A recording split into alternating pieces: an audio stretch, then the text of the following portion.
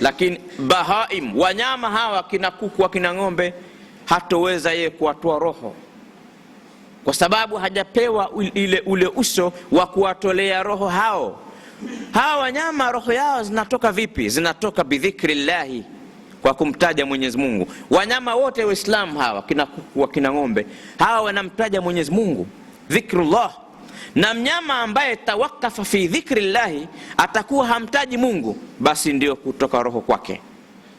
Akiwa hamtaji Mungu tu, hapo ndio anatoka roho. Kwa hiyo hawa kina kuku, kina ng'ombe hawatolei roho na malakul maut, ila wao wamepewa dhikr.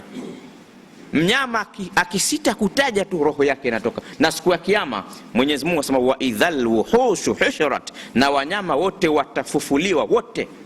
Wakishafufuliwa pamoja na sisi sote tuko mbele katika hadhara Mwenyezi Mungu, basi wale wanyama ataamba, wewe ng'ombe ulimpiga mwenzako,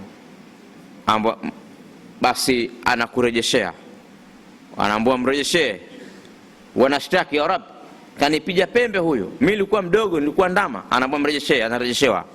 Majogoo yale tunayaona, anafukuza mwenyewe mpenzi wake jogoo mbio, anataka mpate jogoo, nakuja nampiga, anamuondoa. Anasema kandhulumu, anaambia mrejeshe.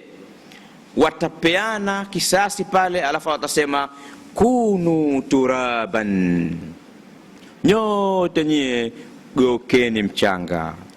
Hapo kafiri atasema ya laitani kuntu turaba, Rab, natamani na mimi ningekuwa mchanga. Lakini anaambiwa opportunity never come twice. Huyu mchanga leo hapa